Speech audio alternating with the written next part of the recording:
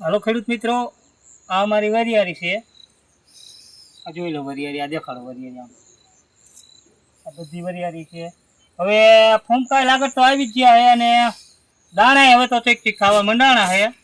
એટલે આ થોડાક દીના દાણા લાગત લગભગ બધી થઈ જ જાય છે.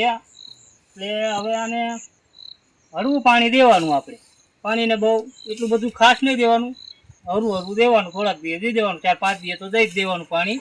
અત્યારે જો કે પાણી જેટલું હોય એટલું સારું વરિયાળીમાં, એટલે દાણા સારા બને. જો આ દાણા દેખાડો, એમ દાણા જો આ દાણા આવી ગયા છે ઘણા, બરોબર. અને હવે આમાં હાલ એવું તો રહ્યું નહીં, એટલે દવા છાંટવાની થાય તો એમાં હાલવું છે, એમાં ઘૂંસે જાય બધી.